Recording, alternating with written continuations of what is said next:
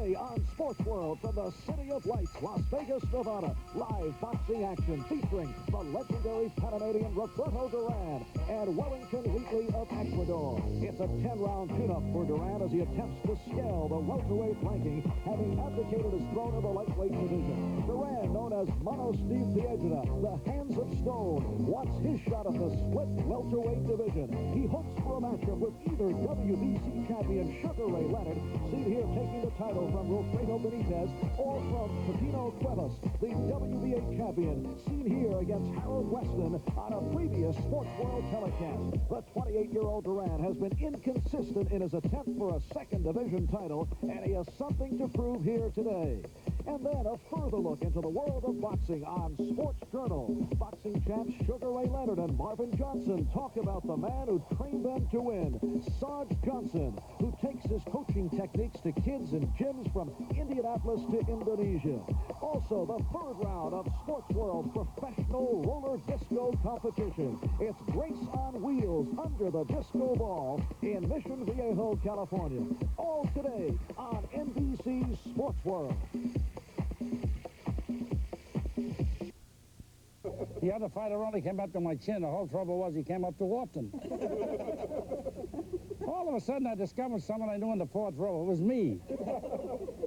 He hit me amongst my nose. I was on the floor so much they thought I was a member of the stock exchange. I love it here. Everybody's so nice.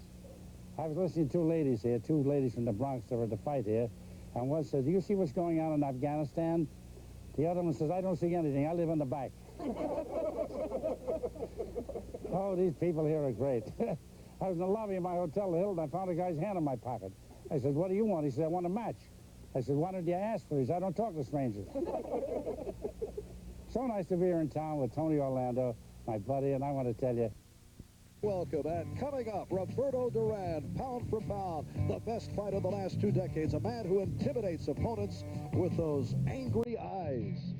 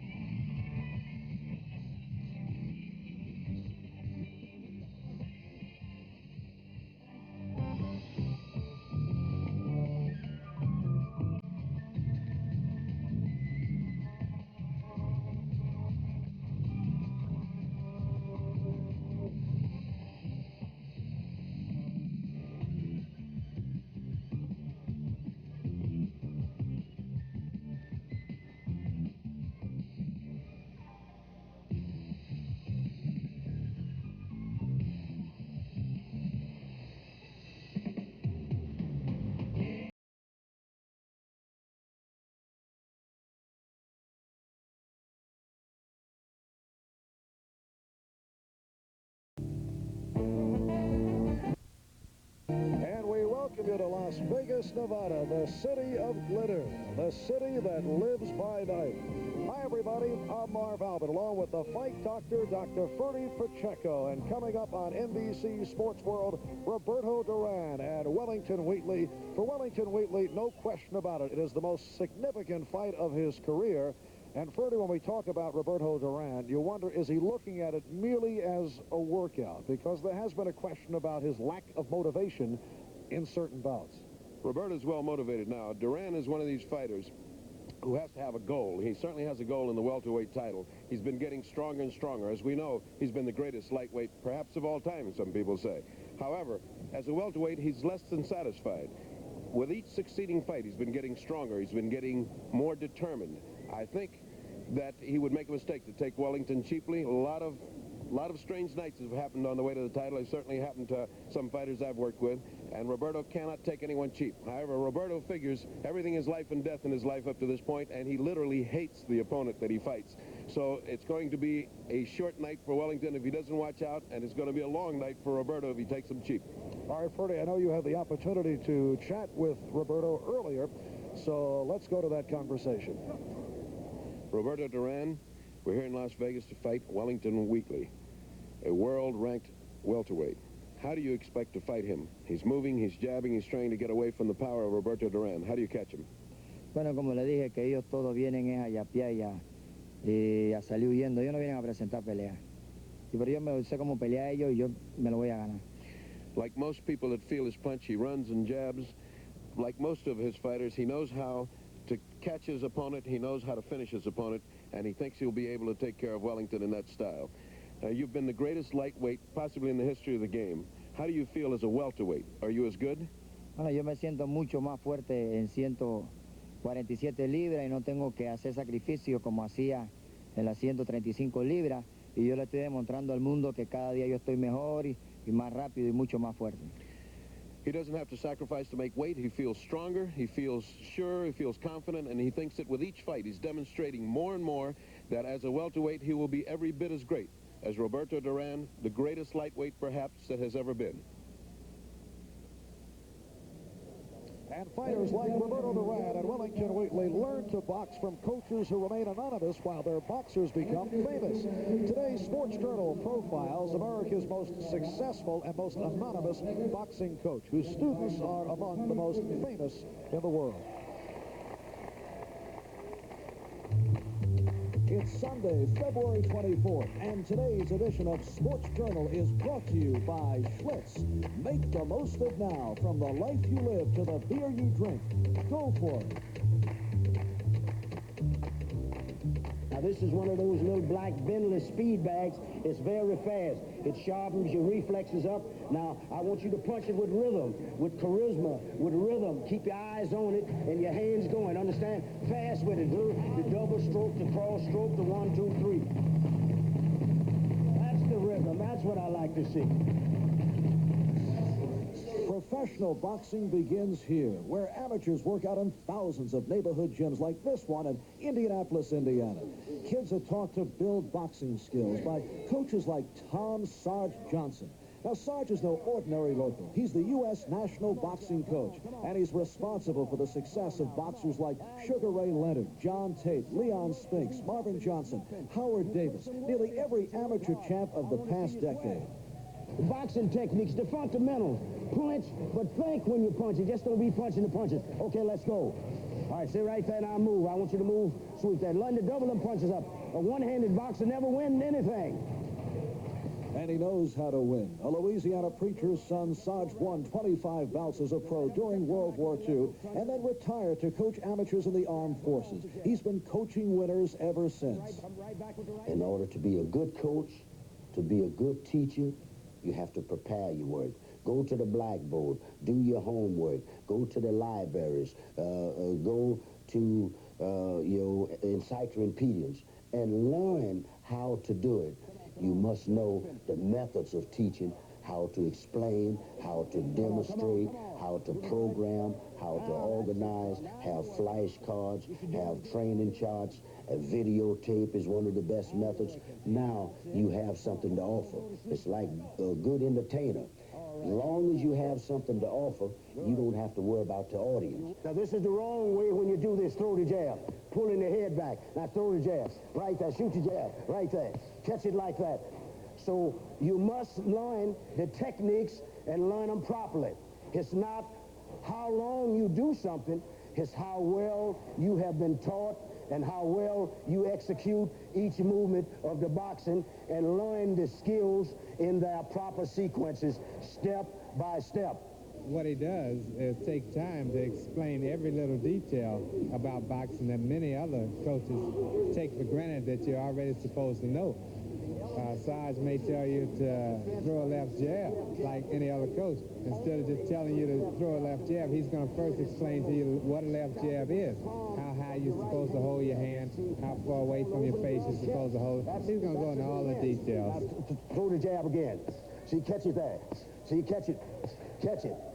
If it had not been for him, then I would probably be considered a very dirty fighter. But thanks to him, I'm a clean fighter. Back in '72, Sergeant Johnson was the first guy to start calling me Sugar. I lost competing in the Olympic trials in Cincinnati, Ohio, and I was sort of down and out. He came in the dressing room. He said, don't worry, Sugar, man. You'll be there in '76. And from then on out, people began to call me Sugar Ray. Sarge was right. Sugar Ray was at the '76 Olympics, and so was Sarge as a U.S. team coach who led Sugar Ray to a gold medal.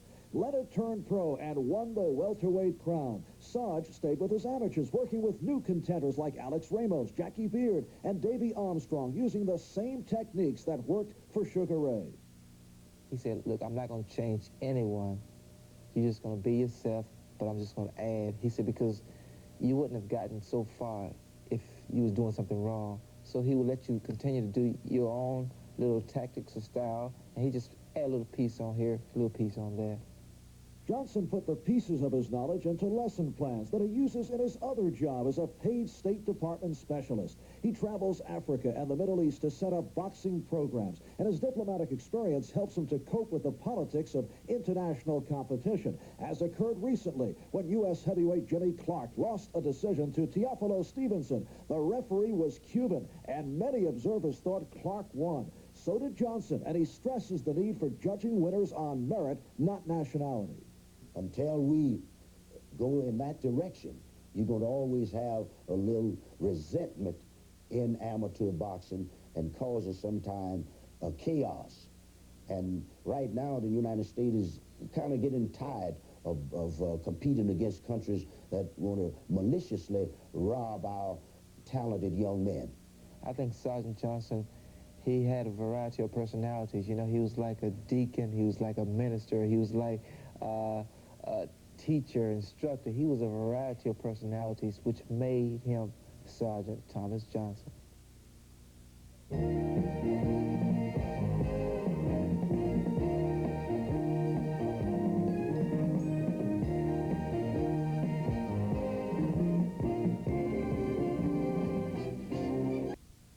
Set for introductions. Here's the ring announcer, Chuck Hall. The afternoon, judges Chuck Minker, Art Lurie, and Dalby Shirley.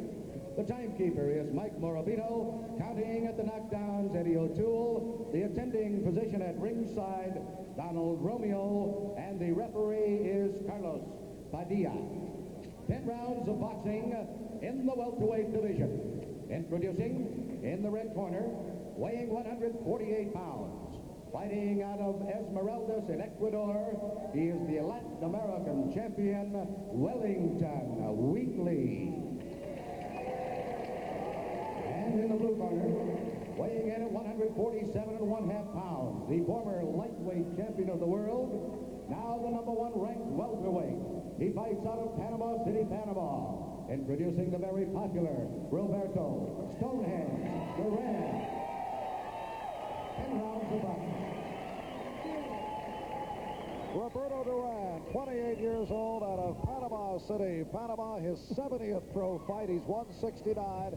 He's lost one. You're going to 54 by knockout.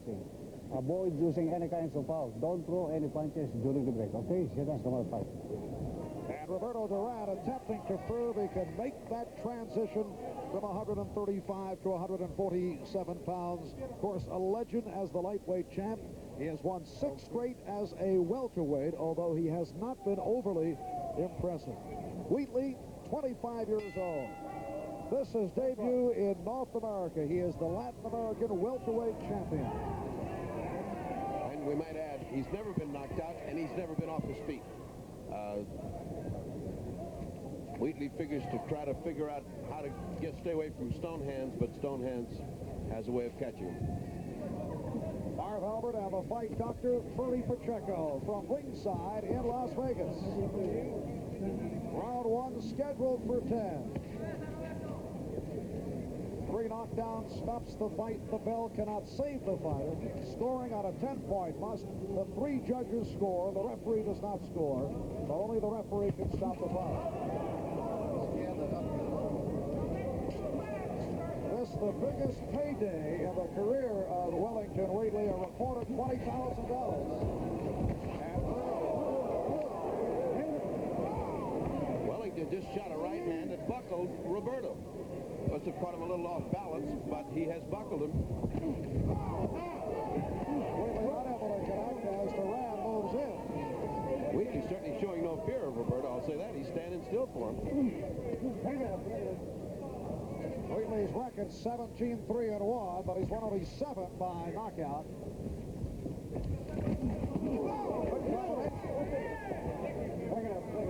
Good exchange in which Wellington got in a couple of good combinations. Roberto got in his usual sledgehammer hooks. Wheatley has been claiming that Duran, although he has been his idol, is just another fighter to him, that he's not awed by Duran, but of course that's difficult to believe. Left hand by Wheatley. Wheatley's exchanging with him. And a right by Duran. Referee Carlos Padilla.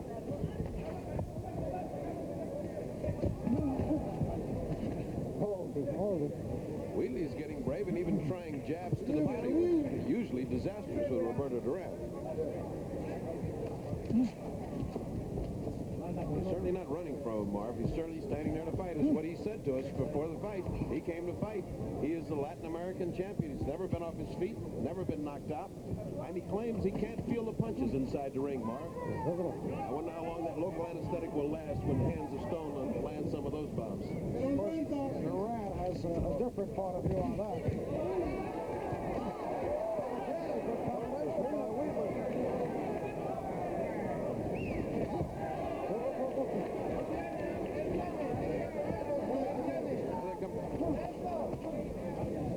Final second, round 1, and they're scheduled for 10.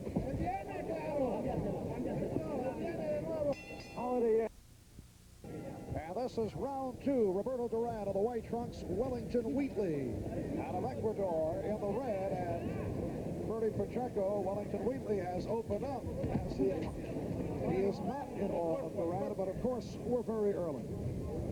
But usually early is when the fighters run away from Duran, commit a terrible mistake of trying to run away from him. This fighter has not. He's fought intelligently. He stood in front of him. He's jabbing, slipping punches well.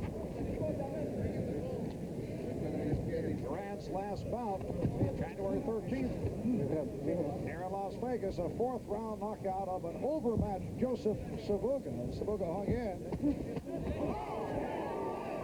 Great shots by Duran. Opening minute, round 2. Duran is intimidating. He fights with the same intimidation Sonny Liston had, but it doesn't seem to be affecting Wellington.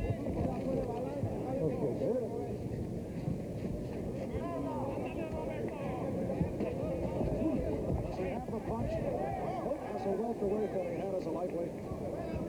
As a lightweight, he was always frustrated by the... As he had to lose weight, he would get mad and he would get sharp. He hadn't had that same wolf-like intensity they had. Contact with Wheatley and just grazed him. Make no mistake, he tries every minute of every round to get the man out of there. Roberto doesn't know how to go easy. He goes 10 or 15 rounds full speed.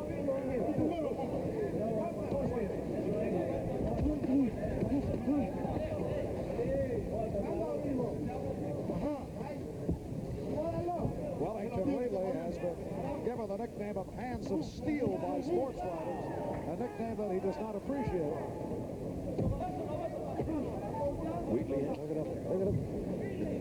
should have called him Chin of Steel if he's never been there. Wheatley has felt the sports writers were poking at it in relation to the Roberto Duran legend. Well, he felt that he is a full man, and he's come to fight as hard as any man can. He's a Latin American champion, very, very aware of that and his position. 30 seconds left, round 2 from Las Vegas, Nevada. Left hand by Duran. Right hand, Wheatley down. Roberto Duran putting Wellington Wheatley down for the first time in his career. Okay. Wheatley says he is all right for the final seconds, round 2. Okay.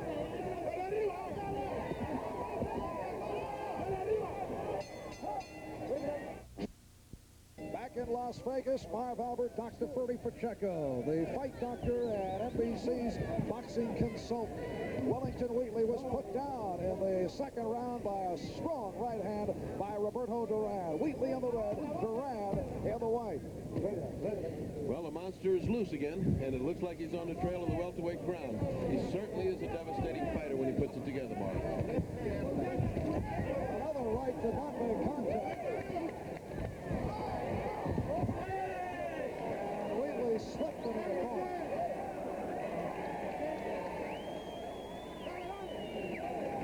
Wheatley's laying it all out. He figures he has been down, and he's got to make it up, which is a mistake when he goes in with Roberto Duran. Duran can finish it with one punch.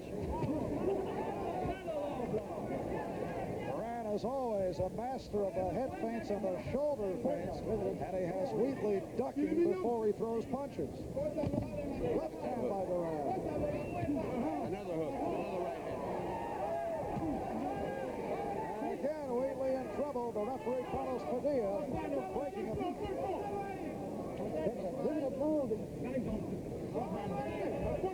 We approach the halfway mark. Round 3.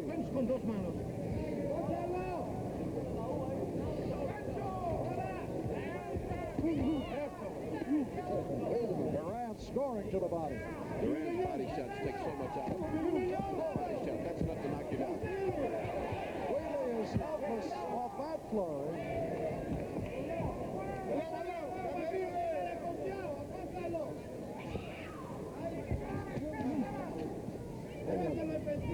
Duran is a wolf. He's getting lean and mean now. The more he fights as a welterweight, the better he gets.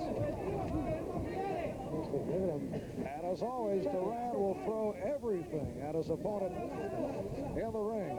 He caught Wheatley in the second round with the right hand. Wheatley slipping the left hook of it.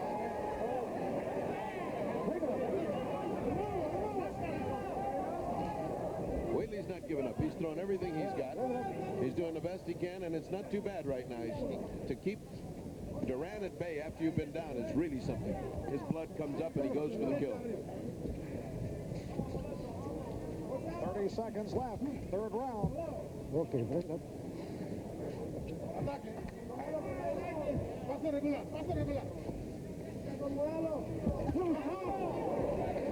Tremendous right hand counter by Duran. Caught Wellington coming in, but he's taking the punch well. You see Duran's eyes just get narrower and narrower. And we're in the closing seconds of the third round. Are you... And we're on to round 4 in Las Vegas, Nevada. Roberto Duran in the white, Wellington Wheatley in the red. Wheatley's record at 17-3-1, and we mentioned only 7 by knockout. He's been throwing punches, but obviously does not have the devastating punch. That was a slip. That was a slip. That was a slip. He doesn't have the devastating punch, but he certainly has got the devastating chin. He has been taking some shots that any lesser lightweight would have been gone by now. And the body shots.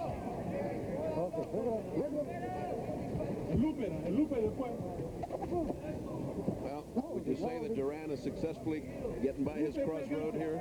He's got a crossroad from the lightweights into the welterweights. He's certainly making it. Trying to make it 7 straight as a welterweight. And trying to silence some of the critics who have been writing that he has not been impressive as a welterweight.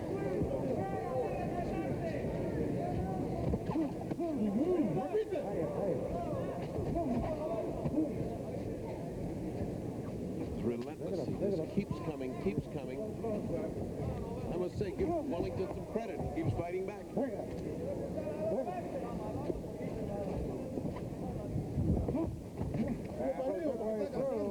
Round 4. Scheduled for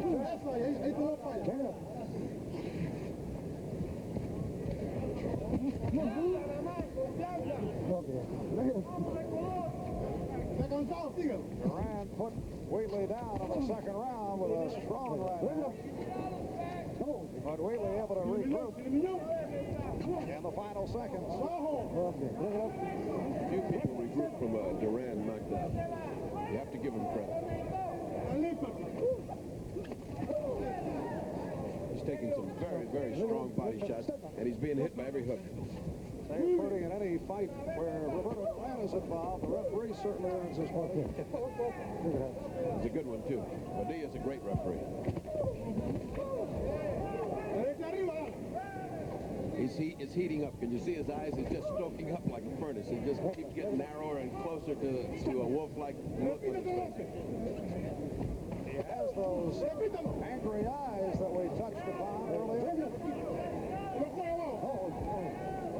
20 seconds left. Round 4.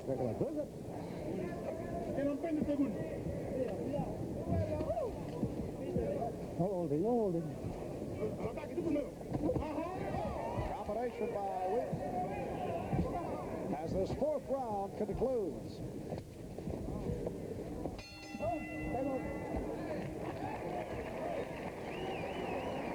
Roberto Duran out of Panama City, Panama.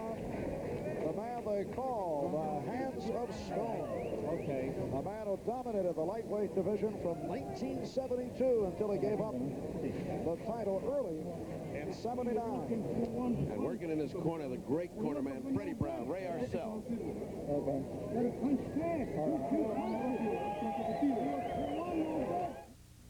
We need a car that's more. Round 5 as we look at the Acorn. As called by Muhammad Ali, that's heavyweight Ernie Shavers here at ringside. Watching Roberto Duran and Wellington Wheatley. Roberto's got a sensational corner. We started to see Nestor Quinones works in the corner with Ray Arcel and Freddie Brown, and they're really responsible for the pace of the fight. He listens to everything they say, and he judges himself accordingly. Oh, I must say, George Canner and Jerry Vandermark and Hank Rayleigh have done a good job of Wellington.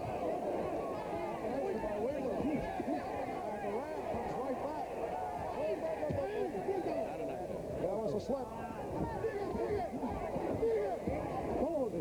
Wellington's right in his face. He is right in his face. He will not stop. No holding.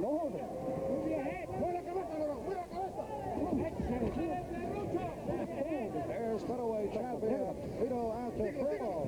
Popular, wonderful fighter. Stand by.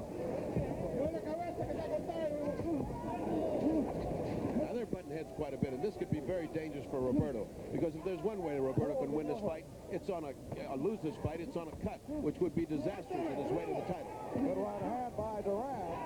There were many people who thought, Freddie, that this fight would not last 5 rounds. Oh, absolutely. You can never tell in a fight when you get a guy of the caliber of Wellington. He's ranked number 7. He got that way somewhere. He's the champion of Latin America. He got that way somewhere. So here he is in front of Roberto, and he's taking everything Roberto's given. That's quite a lot of credit. On the other hand, Duran can't be satisfied. You're right. Duran should be very dissatisfied at this point because he had him down, and normally he should have finished him off the next round.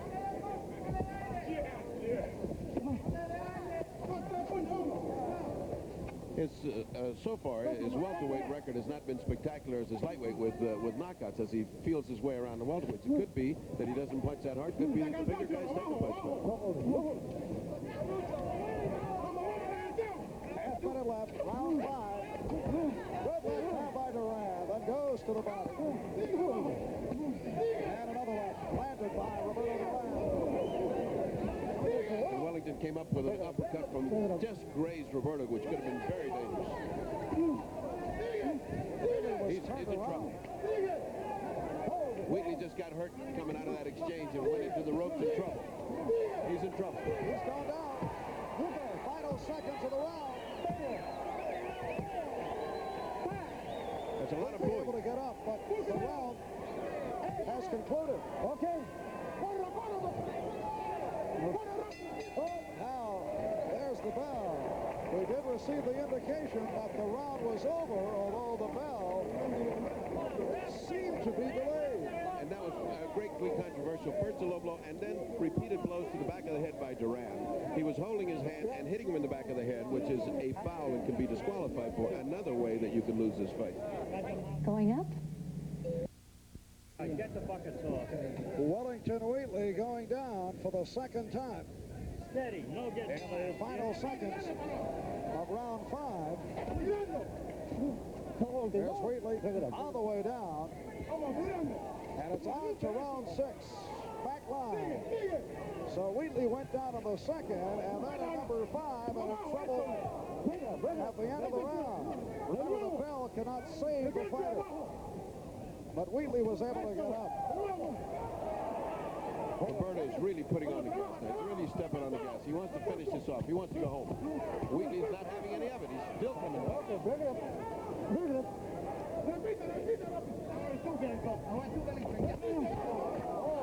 right hand and a great combination. Wheatley is down. And that may be it. Roberto Duran with a tremendous combination has ended it. Wellington Wheatley taken out in round 6. It is all over. Roberto Duran has won his 7th straight as a welterweight. Wheatley going down for the 3rd time, and this time for keeps. And it's a devastating series of blows, as you will see. The Duran lands, and this is a prime Duran, Marv. This is the Duran of the lightweights. These combinations that come like a summer storm just keep hitting. Left hook, right hand, left hook, right hand, left hook, and down he goes. Not many people could take that barrage, Marv. So Wellington Wheatley, making his debut in North America, was able to hang in after he took a blistering right hand in the second, but taken out right here in round 6. These series of combinations, he could have stopped any time along that series and Wellington would have gone. Wellington's off. He's through. He's finished. No sense in counting. He put up a good fight, but you resist that. All right, Freddie, and we'll be back here in Las Vegas, Nevada, right after we pause for these words.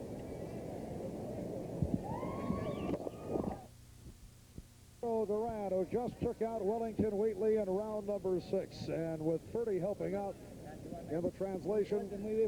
Roberto, you comfortable now as a welterweight? ¿Te gusta como welterweight? Sí, yo me siento conforme como welterweight.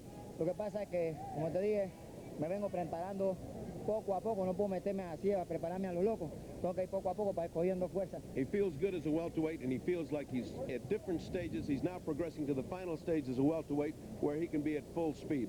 ¿Tú crees que este hombre recibió tus mejores golpes que cualquiera, porque te recibió unos golpes fantásticos? Bueno, no tanto. Estoy cogiendo fuerza poco a poco.